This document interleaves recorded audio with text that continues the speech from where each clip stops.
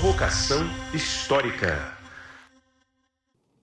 Olá, olá, olê, olê, olê, olá. Está começando mais um Provocação Histórica ao vivo pelos canais do Instituto Conhecimento Liberta em todas as plataformas pós-pandêmicas surreais, virtuais de um mundo, vocês sabem, no mínimo desde a Primeira Guerra Mundial, de um mundo invariavelmente cheio de guerras. Senhoras e senhores, está começando, portanto, mais um Provocação Histórica na sua quinta temporada, em todas as plataformas, no YouTube, no Instagram, no Spotify, enfim, onde vocês quiserem encontrar, para ouvirem aqui as narrativas desse historiador, Linenar Pareto, que desde 2021 narra as histórias do Brasil e do mundo, para tentar também expurgar um pouco dos demônios do passado autoritário mundial. Então vamos curtir, compartilhar, fazer viajar a palavra da história, até porque sem história não há perspectiva nem de um passado contraditório, muito menos de um presente que projeta futuros alternativos tão necessários para a condição humana. E é por isso que esse que vos fala tem uma vontade, digamos assim, um desejo desde há muito tempo, porque ficou durante 10 anos, fiquei no caso, ministrando História Contemporânea na universidade, na Pontifícia Universidade Católica de Campinas. E eu lembro que eu ficava falando assim, mas não tem um livro no Brasil que consiga narrar com profundidade a história de notórios facínoras, controvertidos personagens, por exemplo, do nazismo, muitos deles, inclusive, que viveram na Argentina, viveram no Brasil e nunca foram punidos pelos crimes que cometeram nos campos de concentração durante a Segunda Guerra Mundial. E aí eu ficava, portanto, meio perdido, afinal, como falar de Eichmann, como falar de Mengele, Hermann Göring, ou a própria alta cúpula nazista do lado do Hitler. Mas, finalmente, eu conheci um livro que no ano passado, inclusive, foi vencedor do Prêmio Jabuti de não ficção, de uma jornalista formada pela ECA na USP, que tem mestrado em Londres, também na área de História, e que escreveu simplesmente Baviera Tropical, esse livraço que está aqui em minhas mãos, que foi inclusive premiado, e que fala sobre a história do notório Joseph Mengele, que viveu e morreu no Brasil, afogado na praia de Bertioga. Por isso recebam aqui no palco do Provocação Histórica, com muita alegria, ela, a autora do livro, Bettina Anton. Seja muito bem-vinda e muito obrigado por ter vindo. Obrigada por ter me convidado. A minha mão está gelada, mas meu coração está quentinho, que eu fiquei emocionado aqui. Bettina, primeiro, você é uma descendente da comunidade alemã, né? Isso. Em São Paulo, que, aliás, tem uma história de São Paulo, sempre foi também, desde o século XIX, um tanto alemã, né? Sim, Santo Amaro, inclusive, eu sou de Santo Amaro originalmente, que é um bairro, né, uma região aqui em São Paulo, mas que era uma cidade separada. E lá tinham vários alemães e hoje em dia ainda tem uma comunidade alemã, com várias escolas alemãs, tem uma igreja luterana, empresas alemãs, é uma espécie de bolha assim, na zona sul de São Paulo. Isso desde, que você lembra, desde pequena, e aí remonta ao século XIX, quando vieram as primeiras levas de alemães para o Brasil, né? Isso, a imigração alemã fez 200 anos no ano passado, e a gente teve várias ondas de imigração. E os alemães e descendentes de alemães, eles acabam se concentrando na zona sul de São Paulo por causa dessa série de facilidades que eu te falei. Além disso, tem até, estou lembrando aqui, tem até o clube alemão lá, então tem a livraria alemã, então tem uma série de lugares que os descendentes de alemães e os alemães frequentam, então acabaram se juntando, e um conhece o outro, então acaba se reunindo na mesma região da cidade. Incrível isso. E quando eu era criança isso era muito forte, porque todo mundo que eu conhecia sabia falar português e alemão, então eu tinha essa ideia errada que as pessoas aqui falavam essas duas línguas normalmente, como se fosse assim, né? Sensacional, né? Coisas de criança. Sim. Então vamos começar, digamos assim, pelo fim, como diria Brás Cubas, que é essa questão da gente pensar o seu envolvimento com essa história, até desmistificando alguns clichês, né? Quer dizer, você desde criança, como descendente de alemã, toda vez que alguém se referia à cultura alemã ou à Alemanha, fazia alguma piada com os nazistas, né? E isso sempre te incomodou. Isso teve a ver com essa faísca para você, quando se viu diante de uma figura como Joseph Mengele, pensar nesse livro? Na verdade, ao contrário. Eu tenho uma ligação forte com essa história. Posso já partir para esse assunto? Eu tenho uma ligação forte, porque quando eu estava na escola, eu tinha 6 anos, eu estudava numa escola alemã, a minha professora desapareceu subitamente, e quando a gente é criança, quando um professor deixa de dar aula, é uma coisa bem marcante, e teve maior confusão na escola, todos os adultos falando do nome Mengele, Isso em 85. Isso em 85, eu tinha 6 aninhos. Obviamente, eu não sabia quem era o Mengele, mas aquele evento me marcou muito, porque eu tinha certeza que alguma coisa muito ruim tinha acontecido, e eu não entendia direito o que que era. Eu sabia que Mengele era alguém muito mal, e que a professora tinha feito alguma coisa errada. Isso foi uma coisa que ficou muito clara para mim. E depois, ao longo da década de 80, quem era criança ou já era adulto naquela época, lembra dos programas de televisão que exibiam várias reportagens falando sobre o Mengele, falando o que ele tinha feito em Auschwitz, as pesquisas com gêmeos, e eram sempre muito impactantes, né? Eram coisas escabrosas, então aquilo lá sempre me marcou. Então, depois de muitos anos já formada como jornalista, eu resolvi ir atrás desse caso e fui atrás da minha professora, da Lieselotte Bossert, que foi a pessoa que enterrou Mengele com nome falso aqui no Brasil em 1979. Ou seja, 6 anos depois que ele estava enterrado, foi que as autoridades descobriram que ele estava aqui no Brasil, porque foram 40 anos de busca, 34 deles em fuga e 6 anos que ele já tinha morrido, mas ninguém sabia onde ele estava. Inclusive, o maior caçador de nazistas naquela época, que era o Simon Wiesenthal, ele dizia que o Mengele estava no Paraguai naquela época. Então, assim, as pessoas realmente não faziam ideia que ele tinha morrido e que ele estava enterrado num cemitério minúsculo aqui perto de São Paulo. Em Embu das Artes, né? Em Embu das Artes, e o que eu descobri é que nesse cemitério de Embu das Artes também várias famílias de alemães enterravam os corpos ali naquele cemitério. Então essa que é a ligação. Né? Impressionante. Então, e aí isso marca qualquer sujeito. Era a Lieselotte? É Lieselotte? Lieselotte. Lieselotte. Era Tate, como é que era o primeiro nome dela? Lieselotte Bossert. Era Tante? Tante é tia. É como você fala, as crianças pequenas chamam de tia Joana, tia Maria, era Tante Lieselotte, que se chamava na escola. E como você estava me perguntando, quando eu era criança, quando eu saía na rua para pegar um ônibus, alguma coisa, eu saía com as minhas irmãs, faziam eu lembro direto disso acontecer, das pessoas na rua fazer saudação nazista para a gente e tudo mais. Então, quando eu estava escrevendo o livro, algumas pessoas da comunidade alemã vieram me perguntar por que alemão, descendente de alemão, sempre que você fala isso, vem algum engraçadinho e fala, nossa, é nazista. E daí você vai reforçar ainda mais esse estereótipo, escrevendo esse livro, falando que uma professora da comunidade enterrou Mengele com nome falso e tal. Então isso me fez pensar também. Nada foi assim, uma linha reta. Eu tive uma reflexão, mas eu decidi continuar escrevendo, continuar pesquisando, e eu acho que valeu a pena, porque muitas pessoas da comunidade alemã compraram o livro, leram e depois vieram falar comigo, nossa, não conhecia essa história, que bom a gente descobrir um pouco mais, saber como as coisas aconteciam aqui em São Paulo, de um personagem histórico de interesse mundial. Impressionante. Então, conta para o nosso grande público, afinal, quem é Joseph Mengele e por que, no fim das contas, ele viveu tanto tempo sem ser pego, né? O Eichmann foi pego em Buenos Aires, né? Pelo Mossad, e aí quando você fala caçadores de nazistas, o Wiesenthal e companhia, eles são já o Estado de Israel organizado, depois de 48, né? E se organizam para achar notórios nazistas que fugiram para as Américas, né? E aí já te faço uma questão, não é exceção, né, o Mengele ter vivido tanto tempo no Brasil assim, e não ser punido, porque a maior parte dos nazis não foram punidos, né, da alta cúpula.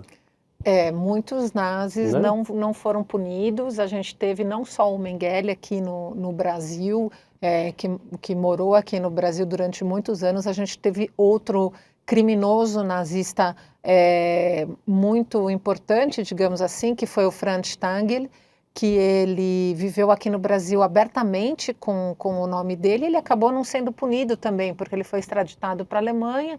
Quando estava esperando o resultado do julgamento, ele acabou morrendo na prisão. Mas ele foi o comandante de Treblinka e Sobibor, o Franz Stangl. Né? E tem um dado curioso também, porque o Franz Stangl, ele era aqui no Brasil, ele trabalhou na Volkswagen, e ele espionava os funcionários para ver quem era comunista, para ver quem participava de sindicato. Ele era o famoso X9 para a ditadura. E quem que ele espionava, o Franz Stangl? O Lula. Caramba. Então, assim, quando você imagina o nazismo, são né? várias histórias são que muitas camadas, são né? muitas camadas que se encontram. Então, o livro tem isso também, que eu achei muito interessante. Muitos policiais que participaram da investigação para confirmar se era mesmo o Mengele, que tinha sido enterrado no Embu, também fizeram parte do DOPS e eram pessoas ligadas à ditadura. Ou seja, em 1985 a gente estava primeiro ano ali saindo. Né? Então são histórias que se misturam realmente. Isso eu acho impressionante. Há uma longa duração da permanência nazista no século XX para o XXI, na medida em que a Guerra Fria começa depois da Segunda Guerra e vários nazistas que, mesmo sendo derrotados pelos americanos, britânicos, franceses e sobretudo soviéticos, vão se bandear para o lado dos capitalistas, ficando ainda assim, sobretudo, contra o comunismo, né? Seja o sindical aqui no Brasil, seja em outras paragens, né? Isso aconteceu também na Bolívia, que, bom, a gente está fugindo um pouco do livro, mas tem elementos que se ligam, né? Que se ligam entre os nazistas, porque na Bolívia a gente teve um ditador de origem alemã, Hugo Banzer, que recebeu o açougueiro de Lyon, que se diz, né? Que foi o Klaus Barbie. O verdadeiro nome dele é Klaus Barbie. E ele era o chefe da Gestapo em Lyon, e o chefe da Gestapo em Lyon. Quando estava a França ocupada. E quando ele vai morar na Bolívia, ele ajuda a ditadura a encontrar os guerrilheiros, a quem era contra o governo. Ele achou o Che Guevara, né? Exatamente, inclusive a guerrilha do Che Guevara. Isso que eu ia falar agora, que é incrível como tudo se junta. Não, os nazis sempre tiveram isso, me deixa indignado, né? Como existe toda uma história posterior, que não é só ligada à Segunda Guerra, né? Então, a NASA, a gente pode juntar Braun, também o Von Braun, o foguete que levou o primeiro homem à Lua, veio do Von Braun, que foi quem desenhou as bombas V2 que caíram sobre Londres e Antuérpia no final da Segunda Guerra, exatamente. Então, vários assuntos se ligam aí, realmente é muito interessante. Sensacional. E só uma história dessa, como a sua, né, que vem de um afeto profundo, porque a gente, quando é criança, tem, como que é, a tia Tante, né? A Tante. A Tante Liselotte, que, quer dizer, seus pais confiavam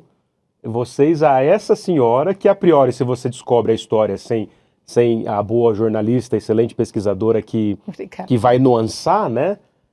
Fica falando, caramba, então eu estava na mão de uma nazi? Então explica pra gente, primeiro, essa camada do Mengele, quem é ele, por que ele está vinculado a Auschwitz, o que são esses experimentos, e depois a gente volta para Tante. Tá, bom, então, para quem não conhece, quem não está familiarizado com o Mengele, vamos refrescar aqui um pouco a memória. O Mengele, ele foi um médico nazista, um capitão das SS, que era uma força especial dentro do nazismo, que era uma força que começou para proteger o Hitler, mas acabou virando uma força paralela ao exército alemão, e tinha mais lealdade ao Hitler do que o próprio exército, era uma força especial. E o Mengele, ele foi trabalhar em Auschwitz, que foi o maior campo de concentração nazista, e lá ele tinha duas funções oficiais. Uma era ficar na plataforma onde os trens com os judeus deportados da Europa inteira chegavam, e ele era um dos médicos que diziam para as pessoas irem para a esquerda, o que significava tomar uma chuveirada, que na verdade era a câmara de gás, ou ir para a direita, que significava trabalho forçado até a exaustão, e muitas pessoas acabavam morrendo também dessa forma. Então ele era esse médico que fazia as seleções, né, como era chamado, e ele também, como médico da SS, é chamado de Lagerarzt, que é o médico do campo, ele também era responsável por prevenir epidemias no campo. E foi assim que ele cometeu assassinatos em massa também, para livrar o campo do tifo. Ele limpou um barracão cheio de mulheres, e como ele limpou um barracão com mais de 600 mulheres, mandando todas para a câmara de gás, ele desinfectou esse barracão, mandou desinfectar, e daí foi colocando as mulheres de outro barracão nesse, até conseguir desinfectar todos os barracões. Assim ele conseguiu exterminar o tifo de Auschwitz, e por isso ele ganhou uma medalha do comandante do campo. Agora, o Mengele ficou mais famoso pelo trabalho que ele fazia fora das horas oficiais, que era o trabalho dele com pesquisas em seres humanos. O Mengele conseguiu criar um campo de concentração dentro do campo de concentração, digamos assim, porque ele reuniu centenas de gêmeos para fazer pesquisas. Então, muitas dessas pesquisas, ele injetava uma doença, bactérias, vírus em um dos gêmeos, via como o corpo reagia naquela criança, principalmente, e depois que a primeira criança morria, ele mandava matar a segunda, o patologista ia lá e fazia análise do que tinha acontecido com o corpo. Esse era um tipo de pesquisa que ele fazia. E ele fez uma série de pesquisas lá em Auschwitz, e foi por isso que ele ficou pesquisas extremamente desumanas e cruéis, né, com muito sofrimento humano, e foi por isso que ele ficou famoso. Daí a expressão o anjo da morte, né? Exato, porque o anjo da morte é porque quando ele chegava, as pessoas já sabiam que alguém ia morrer, porque ele fazia seleções não só nas plataformas, não só na plataforma onde o trem chegava, mas também nos barracões. E aí ele é um dos médicos de Auschwitz-Birkenau, que é o maior campo de concentração, com outros tantos campos dentro, né? Que tem vários complexos, subcampos, né? Monowitz. Tem os 3 grandes campos, né? Que é o Auschwitz I, que foi o primeiro. Depois Auschwitz II, que também é chamado de Birkenau, e depois Auschwitz III, que é Monowitz, onde ficavam as fábricas. E Farben, inclusive, que fazia aquele Zyklon B, né, o gás tóxico. O Zyklon B, isso, exatamente. Todas a IG Farben, que reunia também várias indústrias químicas alemãs e os alemães. E os prisioneiros iam para lá para trabalhar, e muitos aguentavam meses só, porque eles morriam de exaustão. E tem vários, no cemitério, por exemplo, do Père Lachaise, em Paris, tem uma série de esculturas impressionantes que aparecem os judeus empurrando carrinhos de carga em Monowitz. E aí aparecem lá a quantidade, né, sempre em massa, 15 mil pessoas morreram ali e tal, e esse monumento aqui é para lembrar a memória desses que se foram pela barbárie nazista. Mas vamos lá, aí acaba a guerra. Ele, como tantos outros nazis, fogem ou se escondem. E como é que ele vem parar na Argentina e depois no Brasil? Então, ele não foge imediatamente da Europa. Ele não voltou para a casa dele, porque ele morava na Baviera, né? E até isso remete ao título do livro, porque ele cresceu na Baviera. Ele numa cidade chamada Günzburg, a família dele era uma família rica de industriais, né? Ele não volta para casa, e a gente tem que lembrar que no pós-guerra os americanos ocuparam a Baviera, né, e fizeram um processo de desnazificação. Então todo mundo que tinha um cargo público tinha que prestar depoimento. O próprio pai do Mengele chegou a ser detido para isso, e quem tinha o esquema de prisão automática, que eles chamavam.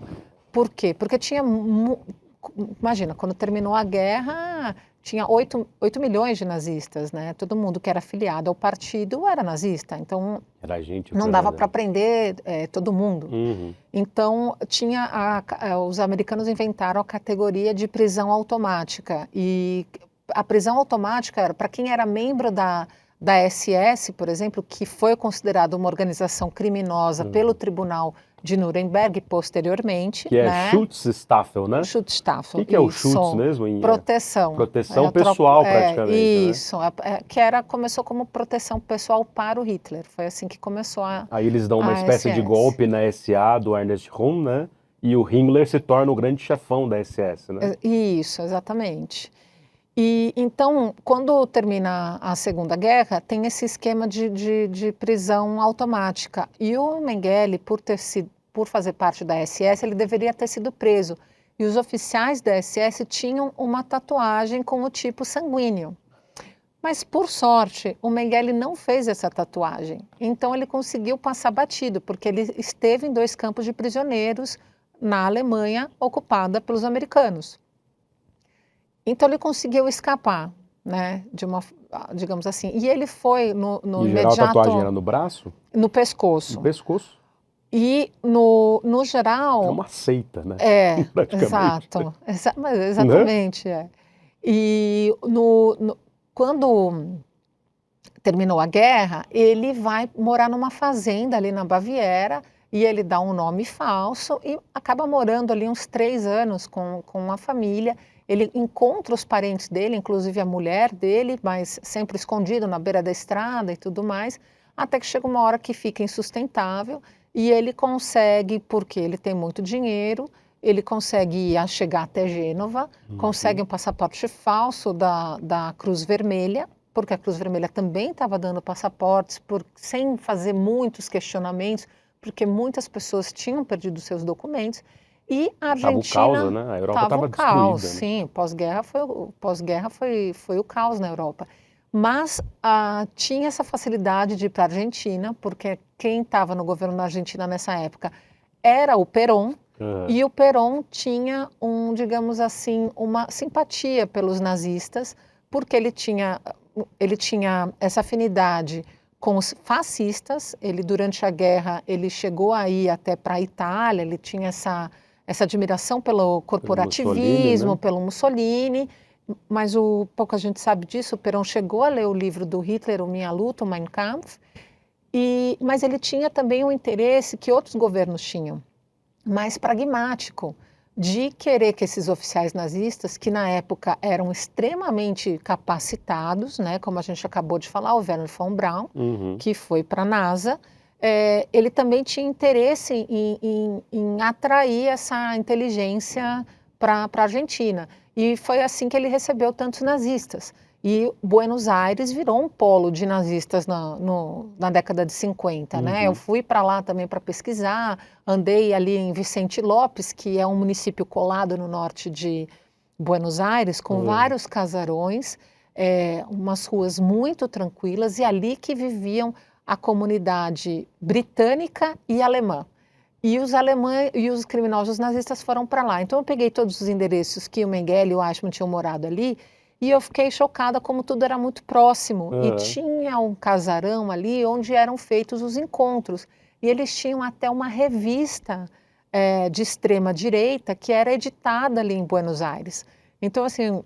Era uma rede ali completamente né, às claras, né? Às claras, e é assustador, assim. Quando você pensa, você fica imaginando todos aqueles nazistas reunidos ali no casarão. Tem uma foto do casarão no livro, depois eu posso até mostrar. Só que o turning point disso tudo foi o sequestro do Eichmann. Então eles conviveram ali, inclusive, né? Sim, Eichmann e Mengele. O Mengele e o Eichmann, eles se encontraram em alguns episódios em Buenos Aires, eles não tinham afinidade, eles não eram amigos. Quem era muito amigo do Mengele e ajudou o Mengele a vir para o Brasil era o piloto Hans-Ulrich Rudel, que foi o piloto mais condecorado da Força Aérea do Hitler, e que deu o contato para o Mengele de um nazista austríaco aqui em São Paulo, o Wolfgang Gerhard, que morava aqui no bairro do Campo Limpo, na periferia de São Paulo, para quem é de São Paulo conhece, né? E o Mengele veio para cá em 1960, outubro de 1960, depois do sequestro do Eichmann, porque o Mengele percebeu que ele poderia ser o próximo, né? Sequestraram o Eichmann em Buenos Aires, levaram o Eichmann, que era também um oficial da SS, para Jerusalém, e ele foi julgado lá, e 2 anos depois ele acabou sendo enforcado. Então o Mengele tinha muito medo. A coisa que ele mais tinha medo até o fim da vida não era nem ser pego pela polícia, mas ser pego pelos judeus, como ele chamava. Ele usa esse termo, né? Os amigos dele falam isso. Ser pego pelos judeus. Ser pego pelos judeus, que era o maior medo dele. Então ele veio para São Paulo nessa época, outubro de 1960, e aqui viveu quase 20 anos, né? 18 anos, de 18. outubro de 1960 até o afogamento dele em Bertioga, Em em 79. fevereiro de 1979. E aí ele peregrinou por várias... Tem Serra Negra, eu lembro que eu dava aula em Campinas. Sempre tinha um aluno meu que fala, ô professor, o Mengele viveu lá na minha cidade, em Serra Negra. Sim, né? ele morou um pouquinho logo no começo aqui na periferia de São Paulo. Campo Limpo na época não chegava nem a linha de ônibus lá, então era muito rudimentar. Era rural, né? Era bem rural, então ele estava assim, num lugar Isolado. bem isolado. E daí esse Wolfgang Gerhard, que era um nazista de carteirinha, ele distribuía um jornal nazista aqui em São Paulo. Mas era nascido no Brasil? Ou Não, ele era nascido na Áustria E veio no pós-guerra. Toda essa rede que protegeu o Mengele eram todos expatriados europeus que vieram para o Brasil no pós-guerra. Uhum. Tá? Então o Wolfgang Gerhard é um austríaco, muito nazista. Ele, inclusive, o filho do Wolfgang Gerhard, o filho mais velho dele, chamava Adolf, em homenagem. Provavelmente usava o bigodinho, né? Então, assim, esse era, sem dúvida nenhuma, nazista, tá? Que tinha essa afinidade de distribuir aqui em São Paulo um jornal nazista, que era proibido na Alemanha, inclusive. Então, assim, para você ter uma ideia de como era a coisa. Mas ele não... criaram a organização aqui. Mas assim, o Wolfgang Gerhard não podia ficar com o Mengele, apesar dele se sentir muito honrado. Ele escreve uma carta agradecendo por ter recebido doutor, como ele chamava, na casa dele, e o Wolfgang Gerhard ficou amigo do Mengele até o fim da vida. Inclusive, o Mengele foi enterrado com o nome falso aqui no Brasil, com o nome de Wolfgang Gerhard, porque são os documentos que o Mengele recebeu desse amigo, que voltou para a Áustria, disse que não ia precisar dos documentos lá, então deixou os documentos aqui com o Mengele. Prontinho para usar se fosse preciso. Daí, quando o Mengele morreu em Bertioga, a Liselotte, a minha professora, entregou os documentos escrito Wolfgang Gerhard, mas eles tinham detalhe, eles tinham trocado a foto. Então a foto era do Mengele. A foto era do Mengele? Era do Mengele, só que a assinatura era do Wolfgang Gerhard, e havia uma diferença de 14 anos entre os dois. Ele então, não morreu assim, com 53, né? O Wolfgang Gerhard tinha 53 anos e o Mengele tinha 67 quando ele morreu. Então, assim, passou por várias autoridades, passou pelo policial na praia que registrou o crime, passou pelo médico legista e ninguém percebeu essa discrepância. Uhum. Mas eu consultei um médico legista para saber, né? Porque que eu fiquei fez curiosa. Ele falou que não, quando a pessoa morre afogada, e ainda mais nessa faixa etária, é difícil mesmo, 14 anos não faz tanta diferença. Se fosse a diferença entre um idoso e um jovem, ou entre uma criança, daí ia fazer mais diferença. Mas nessa faixa etária, ele falou, e a pessoa ainda morrendo afogada, não dá para avaliar tão bem assim, não dá para bater o olho e notar essa discrepância. Impressionante aqui a história da Bettina Anton, que além de narrar aqui a história do Joseph Mengele, né, o primeiro grande livro aprofundado no Brasil sobre esse médico nazista da SS que fez atrocidades indizíveis em Auschwitz-Birkenau e que veio parar aqui no Brasil, viveu aqui tranquilamente em sua Baviera tropical. Vocês estão vendo aqui, um livro premiado pelo Prêmio Jabuti no ano passado, em 2024, melhor livro de não ficção dessa jornalista tarimbada e que traz pra gente aqui uma história crucial, que é uma história, sobretudo, do nosso tempo, né? E aí, Bettina, além disso, tem essa história com a professora que você teve, que era amiga pessoal e abrigou o Mengele. Mas antes de voltar a falar dela, que é esse mote fundamental da sua narrativa, vamos ver aqui algumas imagens impressionantes do Mengele, seja lá na Alemanha, na Europa, em campos de concentração, ou aqui já no Brasil com o seu disfarce. Olha lá, ó. Essa daqui, por exemplo, aparece ele em Auschwitz, né? Uma foto no campo, né? Isso. Ele tá aqui no meio, é ele aqui, né? Sim, com o uniforme da SS. E aí, eu não lembro o nome desse, mas, salvo engano, esse cara aqui é o Rudolf Höss, não é? Que é um dos chefes, é o chefe de Auschwitz, né? Peraí, vamos ver aqui direitinho que eu vou te falar. Isso, aqui é o Richard Baer, que é o comandante de Auschwitz I, o Mengele no meio, e ali à direita o Rudolf Höss, que foi o chefe, o comandante de Auschwitz-Birkenau, que fizeram aquele filme sobre Ah, Auschwitz. É ele, o o Rudolf som, Höss. o som ao redor, né? Não, não é o som ao Não, redor. Eu eu esqueci assisti. o nome do filme. Mas é um filme Filme que impressionante, né? fala de Auschwitz sem mostrar, mostra só a casa do comandante, é ele. Zona de interesse. Zona de Ninguém interesse. soprou aqui não, viu? Aqui eu assisti e escrevi, inclusive, uma coluna para o portal do ICL Notícias, que é esse som que vem lá de fora, que eu chamei até de a banalidade do mal, que é o conceito da Hannah Arendt, né? Porque aparece esse sujeito, o Rudolf, como é que é a pronúncia em alemão? Rudolf Höss. Höss. Que tem outro Rudolf, né? Que é um dos arautos do Partido Nazista, né? Sim, E aí ele tá lá na casa dele, na mansão, aparece a sogra, os filhos, a esposa, você só ouve o barulho que vem do campo, mas você nunca vê o campo, né? exato. Zona de interesse. O Zona de Interesse, é ele. É o Rudolf Höss da vida real, com Mengele no meio. Essas fotos são muito interessantes porque elas foram encontradas em 2017 num álbum. Em 17? Então é 2017. recentíssimo. É recente. Elas estavam numa gaveta de um apartamento alugado, não sei onde, não sei se era na Holanda, agora não lembro de cabeça, mas elas foram encontradas e elas mostram, tem várias fotos desses oficiais nazistas confraternizando Uma ali, vida normal, uma né? vida normal, confraternizando em 1944, que é aqui, que é um período em que Auschwitz estava bombando. Matando marrodo, né? Sim. São quantos milhões? 1 milhão e só ali 1 milhão e 100, pelo menos. 1 milhão e 100, é inacreditável. Passa para a próxima voz de nossa alma, por favorzinho, ó. A próxima fotografia aí da sequência. Aí ele mais jovem, né? Com o jaleco de médico, né? Isso. Aí aqui vocês estão vendo um uniforme tipicamente nazista, por suposto, né? Peraí, deixa eu... Aí é o Mengele no Instituto de Genética Humana e Higiene Racial de Frankfurt, tá? Onde ele foi assistente do Ottmar von Verschuer, de 1939 a 1940. O Ottmar von Verschuer era o maior especialista na pesquisa de gêmeos na Europa. Que vinha de antes do nazismo até, né? Porque a pesquisa, eu também sempre me chamava essa atenção. Por que gêmeos, né? Justamente gêmeos? Porque naquela época a pesquisa com gêmeos era a maneira mais eficiente de você fazer pesquisas genéticas. O Mengele, e a curiosidade é que antes de chegar em Auschwitz, o Mengele nunca tinha usado esse método de pesquisa. Ele fazia os estudos dele com pesquisa familiar. Então ele queria estudar, por exemplo, o lábio leporino, que foi uma coisa que ele estudou. Ele pesquisava... Que é aquele que o Joaquim Fênix tem? Exato.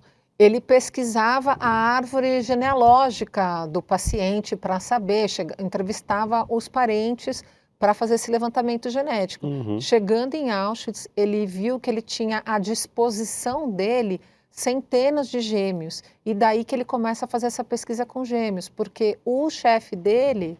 O tutor dele, mentor acadêmico dele, Ottmar von Verschuer, ele tinha, em Berlim, ele tinha uma dificuldade de conseguir reunir esses gêmeos, porque você tinha que ter autorização dos pais, você tinha alguém para levar, e obviamente você não podia matar um no final da pesquisa, isso era Aí inconcebível. o campo de concentração, que já é de extermínio, ele usa rodo, né? Exatamente, daí ele aproveitou essas pessoas que ele acreditava na visão dele, já vão morrer mesmo, então eu vou usar para fazer pesquisas. E o Mengele, ele era extremamente ambicioso, porque o que ele queria era conseguir ter um destaque como pesquisador, e ele acreditava que quando acabasse a guerra, ele teria uma grande carreira acadêmica. Era isso que ele queria, porque ele teve uma ótima formação, né? Ele era filho da elite também, Ele né? era da elite, ele podia ter seguido os passos do pai como empresário, mas ele não queria, ele queria ter a sua própria marca. Isso desde jovem E deixou, fica claro. né? Só E que é a pior só que possível, né? acho que ele não imaginava que seria essa. E ele tinha 2 doutorados, né? Um em medicina, outro em antropologia. Isso é muito interessante, né? Porque a maior parte da cúpula, da alta cúpula nazista, inclusive da SS, eles não eram imbecis, né? Não. Mal formados, eles eram mestres, doutores, inclusive em história, antropologia, né? Exatamente, e esse é um ponto que eu gosto de deixar muito claro, porque o Mengele, pela imprensa mundial, né, ele era muito taxado como um pseudocientista, o cientista maluco, e eu não gosto dessa Aí que tá o adjetivação. erro, né? Tá o erro, porque fica parecendo que ele é uma exceção à regra, e que tá tudo bem com esse sistema, e não é, é o contrário. Ele era um médico muito bem formado, com 2 doutorados, doutorado em medicina, doutorado em antropologia, e ele fez o que ele fez, não por falta de formação, ele fez justamente por causa da formação dele, que era baseado numa ideologia racista e antissemita, que acreditava que existia diferenças biológicas entre as raças, que a espécie humana era dividida em raças, e que a raça superior, de acordo com essa ideologia doentia, era a raça ariana, que era formada pelos alemães, basicamente. E por que a antropologia? Também foi uma coisa que me chamou muita atenção. Por que os médicos eram formados em antropologia? Por que eles se interessavam? Isso é ainda uma herança do colonialismo e eles tentavam tirar medidas precisas para tentar achar provas, entre aspas, concretas, biológicas, científicas, como eles gostariam de dizer, de que havia essa diferença biológica entre as raças e que uma era melhor que a outra. Por isso, as crianças lá em Auschwitz ficavam, que elas já estavam totalmente desnutridas, ainda ficavam horas a fio, peladas, sendo medidas milímetro por milímetro, o lóbulo de uma orelha, o lóbulo de outra. E o que o Mengele tentava muito mostrar também em alguns tipos de experimentos é que a raça judaica, como eles diziam, gente, eu estou tentando botar o máximo de parênteses possível, porque tudo isso é um absurdo, mas que o que eles tentavam comprovar é que os judeus eram uma raça degenerada, e por isso que ele fazia essas pesquisas, e ele ia atrás também de prisioneiros que tinham doenças congênitas, e ele achou lá no campo de concentração, teve um caso horrível, que ele achou um pai e filho, e o filho tinha o pé torto, então tinha corcunda e pé torto, então foi um prato cheio para o Mengele para fazer pesquisa. Eles pegavam algumas exceções e transformavam em regra, Em né? regra, queriam provar, ó, tá vendo como eles são degenerados, sabe? Faziam Então, o contrário que a ciência deve de fato fazer, né? exato, então tem histórias escabrosas do que ele fez nesses experimentos. Olha só, gente, finalmente, né, eu, professor de História Contemporânea, tenho a alegria de ouvir a Bettina aqui numa pesquisa tão bem feita e tão fundamental para a gente entender até essa questão de novo da Hannah Arendt, né, que quando vai cobrir o julgamento do Eichmann em Jerusalém, ela começa a dizer para os jornais que ela estava cobrindo e tal, que o Eichmann não era um monstro. Ele não era esse monstro, esse cientista maluco, ou esse cara da logística que odiava todo mundo e matou os judeus. Ou seja, que era um projeto muito mais banal do que a gente imagina em termos de estrutura, né? Mas eles tinham uma vida normal, eles eram casados, eles tinham crianças, eles eram capazes de mostrar afeto, não eram psicopatas, né?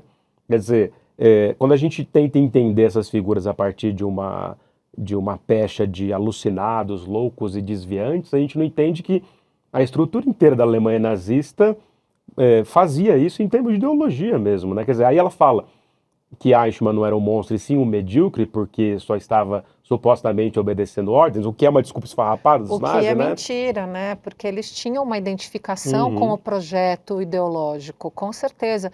Inclusive, tem depoimento do secretário do chefe dos médicos de Auschwitz. Esse é um outro erro, aliás. Muita gente diz que o Mengele era o chefe dos médicos de Auschwitz. Ele não era, ele era um médico da SS. Tá? O chefe dos médicos da SS era o Eduard Wirtz. Então ele não era o chefão do campo. Né? E o secretário do Eduard Wirtz chamava Hermann Langbein.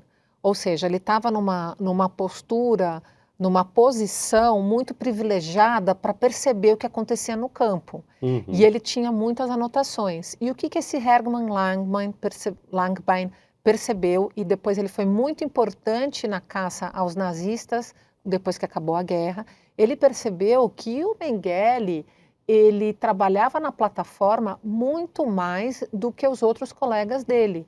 Ou seja, esse negócio que ele estava cumprindo ordens, que ele não tinha opção, é uma mentira.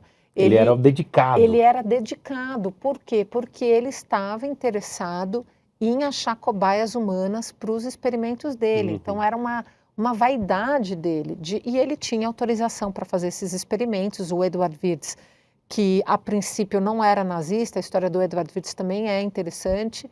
Ele acabou entrando para o nazismo porque ele era da academia, e na academia, se você não fosse filiado ao partido nazista, você estava fora. Então aí mais um exemplo do que é um Estado totalitário, do que é uma ditadura, e tem gente que ainda defende, né? Então tem que entender as coisas que acontecem. Se você não está dentro desse partido, você está fora. Então ele acabou se afiliando, o Edward Wirtz, só que ele fazia vistas grossas para o que o Mengele estava fazendo lá, e foi, inclusive, escreveu uma carta elogiando o Mengele por ele ter eliminado o tifo do campo. Então, olha só, tem toda uma trama que envolve você simplesmente fazer vista grossa e ser incapaz de dizer não à atrocidade, sim, né? porque estava todo mundo imerso ali e normalizou a barbárie. Completamente. Olha, senhoras e senhores, conversei aqui com Bettina Anton, que foi aqui a vencedora em 2024 do prêmio Jabuti de melhor livro de não ficção, em que ela narra a história impressionante do fascínora Joseph Mengele, que viveu aqui no Brasil durante muitos anos sem ter sido punido. E antes de eu fazer aqui a última questão para você, gloriosa Bettina Anton, conheçam aqui a causa do Instituto Conhecimento Liberta, os nossos cursos livres, documentários, por que não fazer um doc sobre os notórios fascínoras nazistas que viveram no Brasil sem terem sido punidos, inclusive perseguindo sindicalistas do ABC, como a Bettina bem lembrou aqui. Mas se inscrevam aqui no Instituto Conhecimento Liberta, conheçam a nossa causa, inclusive documentários originais, como o que eu ajudei a produzir sobre o 25 de abril, os 50 anos da Revolução dos Cravos, está aí para vocês. Documentário original impressionante, tem mais de 1 hora de duração, não é qualquer doc. Então venham para o ICL, porque são vocês que sustentam aqui um discurso sem censura, e crítico e combativo e histórico, né? Que outro canal tem aqui a possibilidade de ter um programa de história semanal que discuta a história dos nazistas do Brasil? Mas, Bettina, primeiro te agradeço por ter vindo aqui, se disponibilizado a vir aqui conversar conosco, fazendo esse trabalho de intelectual pública, né? Vencedora do Jabuti, que deve ter sido uma emoção gigantesca, porque é um prêmio muito bonito, né?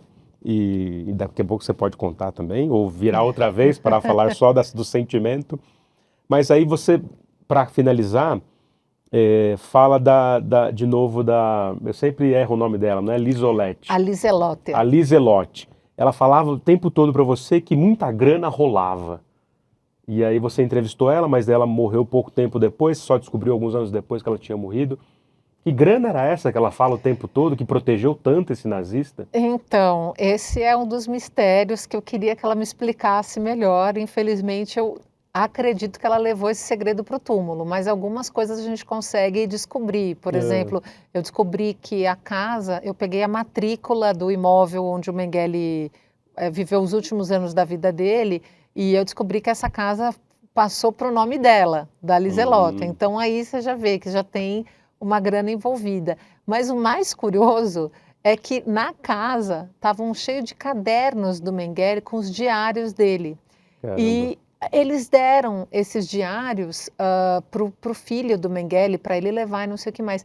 E esses diários, eles foram leiloados e alcançaram o valor de, eu não lembro exatamente quanto que era, mas um valor infinitamente maior do que o valor da casa. Eu li esse trecho, mais de 200 mil dólares, né? É alguma coisa assim, eu tenho que pegar o valor exato, porque de cabeça eu não sei, mas ele foi vendido, e quem comprou foi um judeu ultra-ortodoxo, que comprou justamente para que ninguém tivesse acesso aos diários dele. Mas a gente tinha um material aqui no Brasil que estava inédito ainda em livro para contar essa história, que eram as cartas que o Mengele escreveu nos últimos anos de vida dele. Essas cartas estavam lá no Museu da Polícia Federal em Brasília.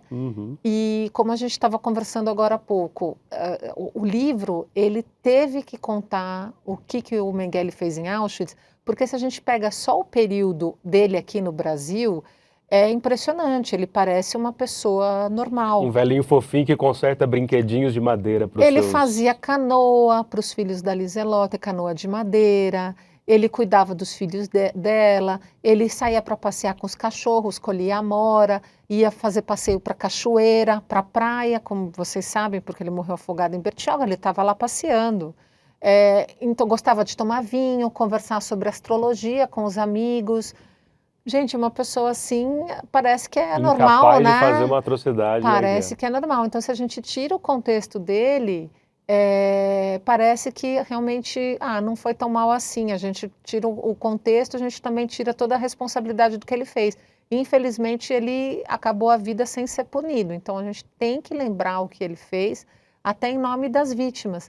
E foi graças às vítimas, foi uma das gêmeas do Mengele, a Miriam, a Eva Moses Core, que era uma romena-americana, né? Depois da guerra ela foi morar nos Estados Unidos, e ela conseguiu reunir mais de 100 gêmeos do Mengele, isso em 1985. Ela e outros gêmeos organizaram um julgamento fictício do Mengele em 1985 para chamar a atenção do público e das autoridades, e foi com os depoimentos das vítimas, o que as pessoas passaram nas mãos deles, que ela conseguiu atrair as atenções e que as autoridades da Alemanha, de Israel e dos Estados Unidos finalmente falaram: não podemos mais deixar esse caso em aberto, a gente vai atrás do Mengele. 3 meses depois, eles estavam aqui no Brooklyn, em São Paulo, batendo na porta da Liselotte, porque finalmente chegaram na pista que levou até o Mengele. Aí vem toda essa história e aí, trágica e ironicamente, põe essa foto aqui para acabar, Voz de Minha Alma, essa foto do... Aqui, ó. Que aí aparece aqueles dentinhos dele separadinhos do crânio, né? E aí tem a reconstituição aqui e tem o crânio aqui, né? Aqui é o Romeu Tuma, o delegado, o delegado Romeu Tuma, que ficou muito famoso com esse caso, né? Projetou o Tuma internacionalmente. Tem até um perfil do Tuma que foi feito pelo jornal New York Times. Caramba. E aí, porque ele que está investigando ali o crânio. Porque ele não investigou, mas ele era o chefe da Polícia Federal aqui na Regional de São Paulo. Né? Por isso Quem que ele investigou está aqui atrás, que é o doutor Daniel Munhoz. Esse é o Daniel Munhoz. Esse é o Daniel vivo, né? Munhoz, está vivo e dava aula na Faculdade de Medicina da USP e usava o esqueleto do Mengele para as aulas para quem quer virar patologista. Caramba. Então, e o esqueleto está onde, no fim das contas? Até a última informação que eu tinha estava na Faculdade de Medicina. Não sei se houve uma modificação em relação a isso. Estava sendo usado com estudantes. Meu Deus, que história impressionante. Mais uma vez, muito obrigado por ter vindo. Obrigada a você por ter me chamado. E volte sempre, vamos falar aqui sempre de outras questões vinculadas a essa. E despeça-se do seu grande público.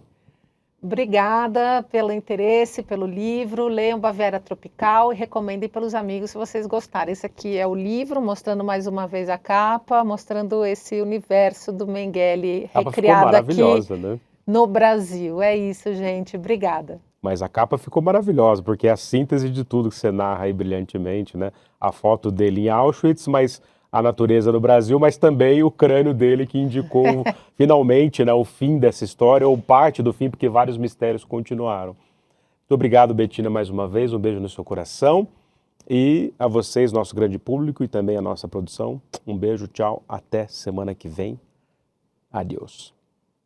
Quando eu tinha 20 anos de idade, eu treinava atletismo na Universidade da Califórnia em San Diego e logo antes de começar a temporada, eu assisti a palestra mais transformadora e incrível de toda a minha vida. Foi uma palestra com um ex-aluno da universidade, Mark Allen, simplesmente o melhor de todos os tempos no triatlo. O Mark Allen venceu 6 vezes o Ironman do Havaí. Ele deu uma palestra explicando a importância do momentum e do flow nas nossas vidas. A gente conseguiu entrar em contato com o Mark Allen e ele aceitou dar uma palestra para o ICL. A palestra vai acontecer dia 30 de março, às 8 horas da noite. Não perde essa chance de levar esses ensinamentos para a sua vida e para o seu esporte.